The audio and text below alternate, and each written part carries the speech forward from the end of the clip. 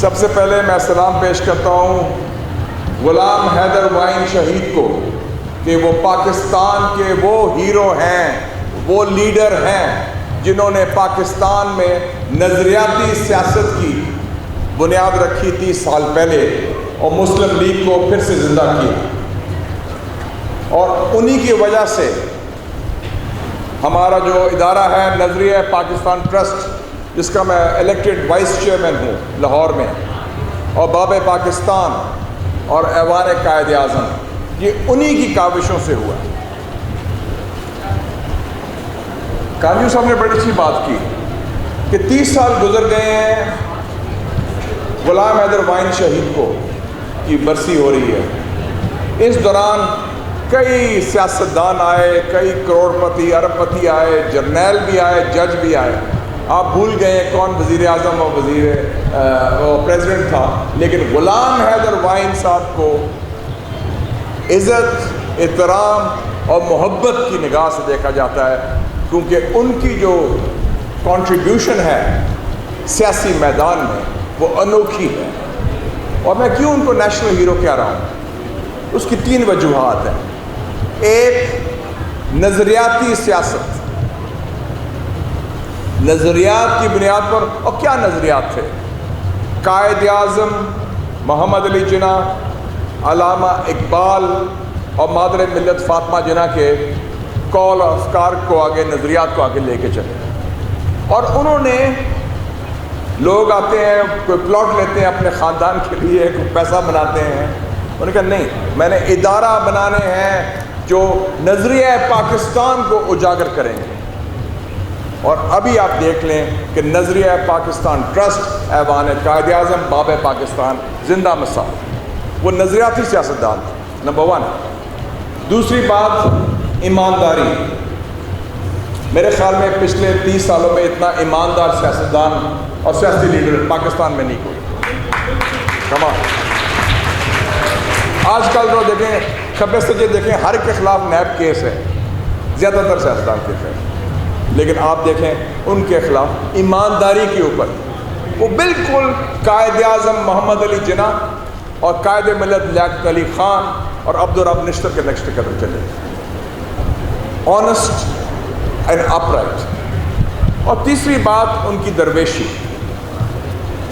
آج کل تو وی آئی پی کلچر کا دور ہے، وہ خود بھی وی آئی پی بن جاتے ہیں لوگ، جتنے لوگ آتے ہیں وہ پیسہ بھی بناتے ہیں، ان کے بچے بھی بناتے ہیں اور بھی کرتے ہیں۔ ایک درویش وزیر اعظم، کلندری، سکندری میں یقین نہیں رہتے، کلندری، اور ان کی درویشی مسلم لیگ ہاؤس میں دیکھ لیں، وہاں ان کا تھا کمرہ وغیرہ، باقی جگہ تھی۔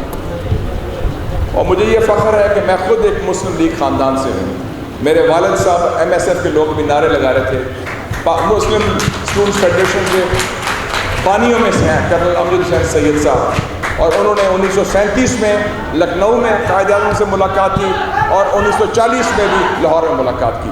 اور مجھے فخر ہے، خواتین ادھر ہیں، میری والدہ محترمہ سمین سید صاحبہ زنانہ مسلم لیگ میں 1945، 46، 47 میں مادر ملت کے ساتھ، بیگم سلمہ صدق حسین کے ساتھ کام کیا۔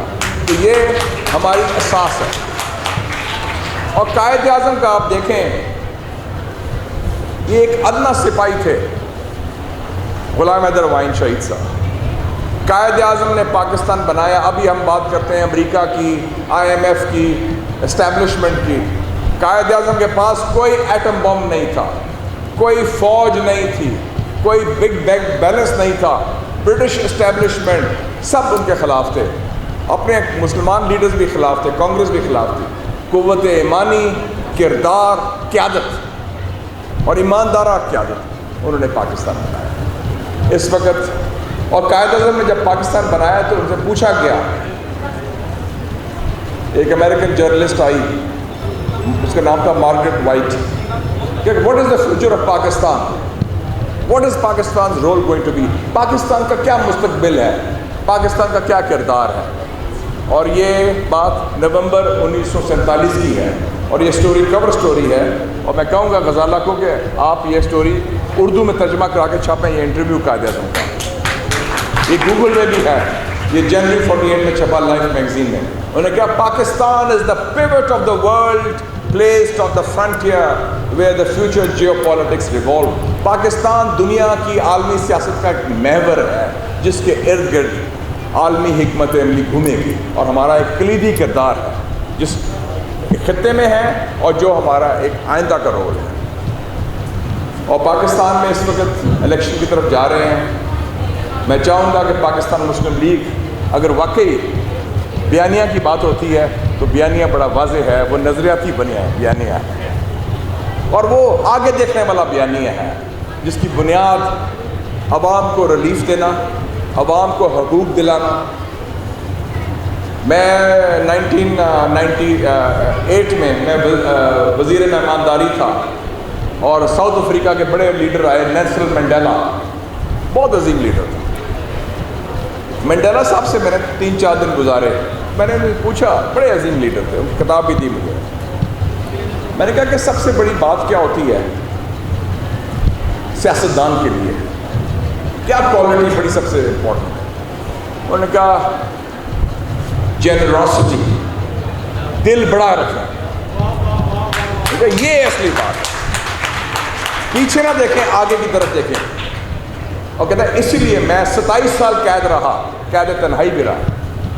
میں نے جتنے میرے مخالفین تھے، ناقدین تھے، میں نے سب کو معاف کیا، کیونکہ میں نے کہا کہ یہ ملک کی تقاضا ہے کہ سب کو جوڑیں، سب کو مل کے آگے چلیں اور پھر ہی ہم ترقی کریں گے. اگر ہم پھنس گئے اس چکر میں کہ اس نے میرے ساتھ یہ کیا، میں نے اس کے ساتھ یہ کرنا ہے، دین اٹس اوور. اور آخری بات میں کہنا چاہتا ہوں نظریاتی سیاست کی. 1997 کا الیکشن آ رہا تھا. میں پارلیمنٹری بورڈ کا ممبر تھا. میاں نواز شریف صاحب اس کے چیئرمین تھے. تو میاں چنو کی سیٹ پر بڑی ڈسکشن ہوئی. بڑے بڑے ہمارے سیاستدان الیکٹیبل، وہ کوئی انویسٹر لے کے آئے. انویسٹر کا دور شروع ہو گیا تھا اس وقت، ابھی آغاز تھا کہ یہ وہ تگڑا سیاستدان ہے، وہ الیکٹیبل ہے. اور کسی نے کہا، کئی لوگوں نے کہا جی بیگم مجیدہ وائن تو یہ الیکشن نہیں جیت سکتی، یہ تو الیکشن ہاریں گی، کمزور کینڈیڈیٹ ہے. میں نے کہا کمزور کیوں ہیں؟ کہنا ان کو پیسہ نہیں ہے ان کے پاس. میں نے کہا دور فٹے منہ، شرم آنی چاہیے ہمیں. اگر مسلم لیگ میں غلام حیدر وائن کی شہید کی بیوہ کو اس بنا پر ٹکٹ نہیں دے سکتے کہ جی وہ ان کے پاس پیسہ نہیں ہے اور وہ ہے، تو میں نے کہا کہ اس سے بہتر ہے سیٹ ہار جائیں. میں کہا میاں صاحب، انگریزی میں میں نے کہا if we can't give the ticket to the widow of Ghulam Haider وائن شہید, then we should pack our bags and go home. میں کہا کر جائیے سر, بیٹھو آرام سے. میاں صاحب کی قیادت دیکھیں, میاں صاحب کی بصیرت دیکھیں. میں کہا no, I agree with Mushahid Hussain, ticket ملے گا ان کو. اور یہ وج گج کے جیتی, ٹکا کے جیتی ماشاء اللہ. یہ ہماری بنیاد ہوتی ہے. ہمیں ایمان, قوت ایمان ہونا چاہیے, فیتھ ان دا پیپل.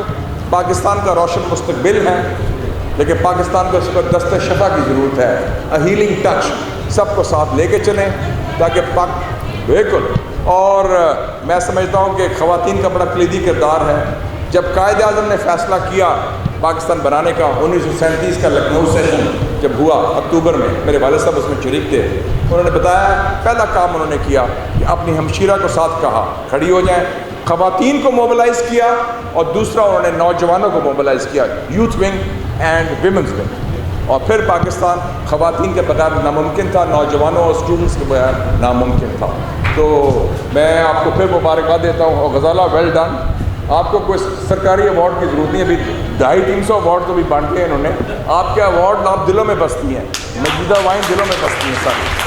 اور میں ان کو مبارکباد دیتا ہوں کہ یہ جو ایک روشن مستقبل کی بنیاد ہے وہ تعلیم ہے, اور تعلیم کو یہ فروغ کر رہی ہے. اتنے ادارے بنائے ہیں. مجیدہ وائن صاحبہ, وی سلوٹ یو, آپ کی جو کنٹریبیوشن ہے. ویل ڈن ڈاکٹر صاحبہ. آپ اپنا سی وی دی, میں بات کروں گا آپ کی, لیکن آپ کی کنٹریبیوشن بڑی ہے. پاکستان زندہ باد, قائد اعظم زندہ باد, اور غلام حیدر وائن شہید زندہ باد.